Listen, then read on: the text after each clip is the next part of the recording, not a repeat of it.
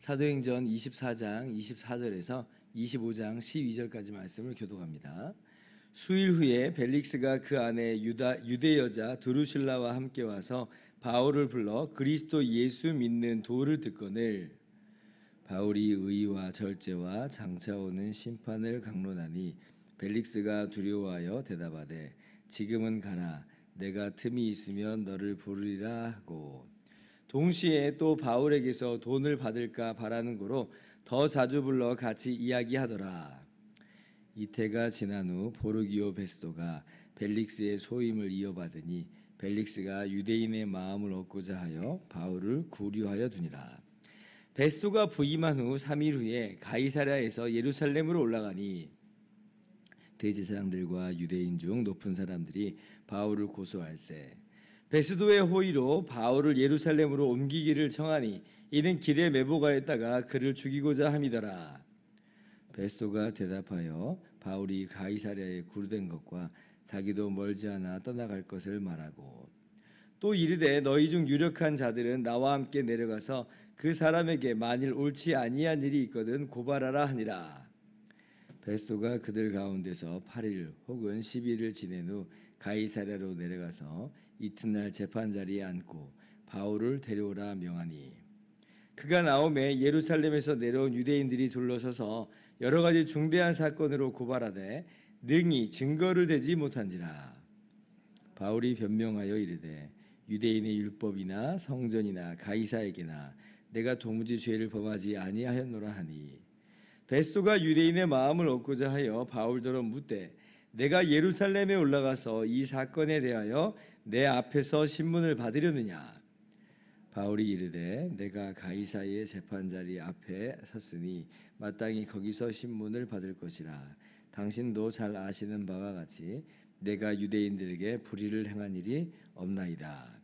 만일 내가 불의를 행하여 무슨 죽을 죄를 지었으면 죽기를 사양하지 아니할 것이나 만일 이 사람들이 나를 고발하는 것이 다 사실이 아니면 아무도 나를 그들에게 내줄 수 없나이다. 내가 가이사께 상소하노라 한데 베스도가 배석자들과 상의하고 이르되 내가 가이사에게 상소하였으니 가이사에게 갈 것이니라 하니라. 아멘. 할렐루야. 하나님의 크신 은혜와 평강이 오늘도 변함없이 여러분 가운데 가득 넘치기를 주님의 이름으로 축원합니다. 유대인들이 이제 바울을 고소했지만 전임 총독이었던 이 벨릭스는 바울에게서 아무런 죄를 찾을 수가 없었습니다. 이제 그러면 이제 벨릭스가 바울을 풀어줬어야 됐겠지만 그러나 벨릭스가 바울을 풀어주질 않죠.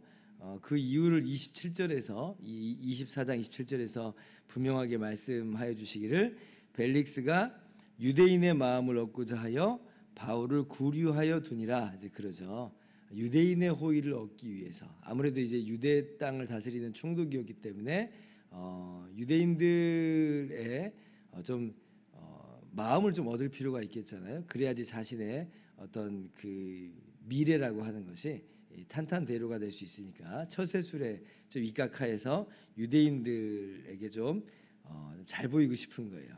이제 그래서 이제 2년 동안이나 바울을 묶어둡니다. 그러니까 아무런 죄가 없는데 바울은 그냥 뭐 아무런 뭐 할 일 없이 그냥 기다리는 2년 동안 구류된 상태가 됐어요. 그리고 이제 벨릭스가 이제 다른 데로 이제 옮겨지고 그리고 이제 베스도가 유대 땅의 총독이 됩니다. 근데 이제 이 베스도는 벨릭스보다는 좀 신사적인 사람이었다. 당시 기록을 따르면 아주 좀 신사적인 인물이었다 그래요. 근데 이제 2년이 지났는데 근데 이제 유대인들이 다시 또 바울 건을 가지고 나옵니다. 그러니까 베스도가 처음 부임을 했으니까 원래 이제 총독 관저는 가이사랴에 있는데 예루살렘이 그 당시에 중심지였으니까요. 유대 땅에. 네, 거기 가서 이제 아무래도 이제 뭐 지도자들을 좀 면담도 하고 아마 이랬겠죠. 근데 이제 그 자리에 바로 유대인들이 이 바울 건을 다시 들고 나온 거예요. 다시 또 고소를 하는 겁니다. 그러니까 2년 지났는데 포기하지 않아요. 굉장히 집요하죠. 그래서 사실은 이제 정말 하나님의 보호하심이 아니었다면 야 바울은 진작에 죽었겠구나라는 그런 생각을 하게 됩니다. 그러니까 21장의 천부장을 통해서 그렇게 살아난 것도 하나님의 은혜고, 그리고 이제 암살 소식이 있었을 때 무려 천부장이 병력의 절반이나 떼서 가이사랴로 호송한 것도 참 그것도 하나님의 은혜고, 벨릭스가 유대인의 마음을 얻고자 해서 2년을 구류해 뒀지만, 그런데 그렇다고 해서 또 유대인들에게 바울을 내어준 건 아니잖아요. 그것도 또 하나님의 은혜고, 참 하나님의 은혜로 바울이 지금까지 보호하심을 받았구나라고 다시 한번 생각을 하게 돼요. 왜냐하면 지금 이렇게 집요한 유대인들의 모습을 봐요. 다시 한번 고소를 합니다. 그리고 이때는 이제 뭐라고까지 이야기하냐면, 바울을 예루살렘으로 다시 올라오게 해서 여기에서 재판을 받게 했으면 좋겠습니다, 이렇게 요청을 하는 거예요. 왜냐하면 이제 암살하려고, 오는 길에 암살하려고. 옛날에도 이제 그런 일이 있었죠. 그래서 이제 재판 자리에 가는 도중에 암살을 하려고 하는 시도가 있었는데, 지금도 이제 똑같은 마음, 그런 이 아주 악한 흉계를 꾸미고 있는 것이에요. 그런데 이제 4절 보니까 이 베스토가 그것을 허락하지 않습니다. 너무 감사한 일이에요. 베스토가 지금 온 지 얼마 안 됐잖아요. 아무 생각 없이 그래 라고 해버리는 순간, 바울은 지금 예루살렘에 꼼짝없이 와야만 하는 것이고, 그러면 이 유대인의 흉계에 어쩌면 죽임을 당할 뻔한 그런 상황이었는데, 베스토가 그냥 그건 허락하지 않겠다는 거예요. 아마 뭐 예전 일을 들어서 알 수도 있었겠죠, 아무래도. 근데 이제 온 지 얼마 안 됐기 때문에 4일밖에 안 됐는데 또 그렇게 또 이걸 또 시시콜콜 알았겠느냐, 아마 몰랐을 것 같습니다. 우연이에요, 제가 볼 때. 우연인데, 그러나 우리는 알죠, 하나님의 섭리가 이 가운데 개입하여 있다. 하나님께서 베스토를 통해서 바울을 다시 한번 또 보호하신 것을 우리가 보는 겁니다. 그래서 이제 베스토가 총독 관저가 있는 가이사랴로 돌아갔고, 이제 할 수 없이 그냥 유대인들이 가이사랴로 가서 다시 한번 바울을 베스토 앞에서 고발하는 내용이 오늘 말씀이에요. 이게 네 번째 지금 바울의 변론이 있게 된 것입니다. 근데 역시 마찬가지로 아무런 증거를 이 유대인들이 댈 수가 없는 것이죠. 왜냐하면 지금 증거랄 게 있을 수가 없잖아요. 이게 지금 다 모함이고, 그리고 없는 일이고, 바울을 그냥 죽이고 싶어서 하는 거지, 지금 어떤 바울이 잘못한 게 하나도 없거든요. 자, 그러면 이제 베스토도 마찬가지예요. 자, 그러면 딱 보니까 바울이 죄가 없어요. 그러면 어떻게 하는 것이 이제 베스토의 선택이 돼야 되겠는가라고 할 때, 당연히 바울을 풀어줘야 되잖아요. 근데 이제 벨릭스도 정치인인데, 역시 베스도도 그보다는 참 양반이라고 하지만 역시 정치인인 거예요. 바울을 풀어주면 이제 막 유대 땅에 부임을 했는데 유대인들이 좋아하겠냐는 거죠. 유대인들이 안 좋아하겠잖아요. 그러니까 유대인들의 역시 마음을 얻고자 하여, 그래서 석방 결정을 내리지 않습니다. 도리어 지금 이 9절 뭐라고 그래요? 베스도가 유대인의 마음을 얻고자 하여, 똑같죠? 벨릭스가 유대인의 마음을 얻고자 하여 그런 것처럼 베스도도 유대인의 마음을 얻고자 하여 바울더러 예루살렘에 올라가서 지금 이 사건에서 신문을 받으려느냐. 예루살렘에 가면 어떻게 돼요? 그 가는 도중에 유대인이 지금 바울을 죽이려고 그런 계략을 꾸미고 있었잖아요. 그러니까 이제 이것은 위험천만한 일인데, 베스도는 지금 까맣게 모르는 거예요. 뭐 일이 어떻게 돌아가는지, 이 건이 무슨 의미가 있는지도 모르는 겁니다. 그러니까 그냥 유대인의 환심을 좀 얻고자 하는 마음으로 이 말을 한번 툭 던진 거예요. 굉장히 바울에게 있어서 위기인데, 그죠? 그러니까 바울이 어떻게 하냐면 가이사에게 상소해요. 이제 가이사라에서도 재판 안 받겠다.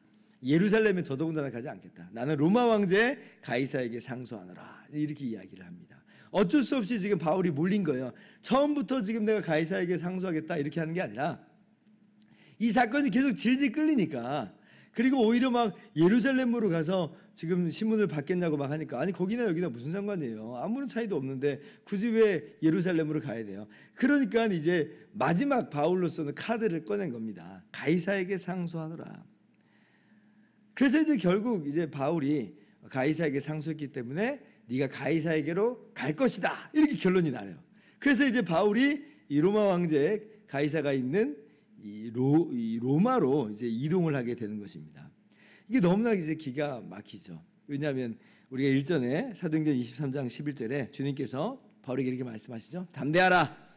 네가 예루살렘에서 나의 일을 증언한 것 같이 로마에서도 증언해야 되리라. 이렇게 말씀하셨거든요. 바울은 아마 그 말씀을 처음 들었을 때는 석방될 건가 보다. 그래서 자유의 몸으로 내가 로마에 가서 복음을 전하는 그런 일이 있겠구나. 아마 이런 생각을 했을 것 같아요. 그죠? 저가 아마 바울이 아마 그런 생각을 했을 텐데. 그런데 그건 바울 생각이었고 하나님의 계획은 달랐죠. 하나님께서는 비록 죄수의 신분이지만 그렇게 이제 바울을 죄수의 신분으로서 로마 황제 가이사 앞에 서게 하시는 이런 방법을 쓰신 거예요. 참 너무 놀랍죠. 너무 기가 막혀요. 그러니까 우리가 하나님의 계획과 하나님의 인도하심을 다 알 수 없어요. 다 파악을 할 수 없습니다. 그러나 분명한 것은 하나님께서 네가 로마에서도 증언하여야 하리라 말씀하신 대로 이 일은 결국 그렇게 진행이 되고 있어요. 그러니까 하나님께서 이 모든 것들을 그렇게 몰고 가시는 것을 오늘 말씀 속에서 보게 됩니다. 여기서도 바울이 로마 시민권자라고 하는 게 또 얼마나 기가 막히게 이렇게 쓰일 줄을 또 누가 어떻게 알았겠어요. 바울이 나면서부터 로마 시민권자였잖아요. 로마 시민권자의 특권 중 하나가 외국에서나 타지에서 죽임을 당하지 않는 권리입니다. 그러니까 황제에게 상소해서 로마에서 재판을 받을 권리가 로마 시민권자들에게 있거든요. 그러니까 이런 특권이 있었는데 이 권리를 이때 쓸 줄 누가 알았겠는가. 그러니까 하나님께서 벨릭스 또 베스도 또 이 바울이 갖고 있는 그 로마 시민권 이 모든 것들을 다 하나하나 하나님께서 하나님의 뜻을 이루어 가시는데 사용을 하신다. 그래서 우리는 이제 나중에 가서야 이제 깨닫는 거예요. 아, 이래서 그랬구나. 아, 벨릭스가 이렇게 2년 동안이나 구류해둔 게 그래서 그렇구나. 아, 베스토가 아니 무죄 판결을 안 내리고 아니 굳이 예루살렘으로 가겠냐 이렇게 말하는 것 그런 이유였구나. 아, 내가 로마 시민권을 지금 갖고 있는 것 이렇게 또 쓰임 받는구나. 우린 그제서야 다 하나님의 뜻을 깨닫고 발견하게 되는 것입니다. 그러니까 지금 우리의 상황은 우리가 잘 이해할 수 없을 수 있어요. 우리의 처지, 우리의 형편을 우리가 다 헤아릴 수는 없습니다. 때로는 이것이 우리에게 절망스럽기도 하고 또 무기력하고 또 무능력한 그런 자신의 모습을 보는 시간일 수 있어요. 바울이 2년 동안이나 뭘 할 수 있었겠어요? 감금돼서. 그러나 하나님의 뜻은 이루어진다. 하나님의 섭리가 우리 가운데 여전히 역사하고 있다라고 하는 것을 기억하면서 우리가 하나님의 섭리의 손안에 있음을 알 때 그것이 우리에게 참으로 평안을 가져다 줍니다. 그래서 오늘도 우리가 하나님의 섭리 안에 있다라고 하는 그런 담대함과 평안함 가운데 오늘의 시간 하나님께서 또 계획하신 바가 있음을 믿고 그렇게 우리에게 맡겨진 일들을 오늘 하루의 시간을 충실하게 잘 감당하는 저와 여러분 모두 되기를 주님의 이름으로 축원합니다.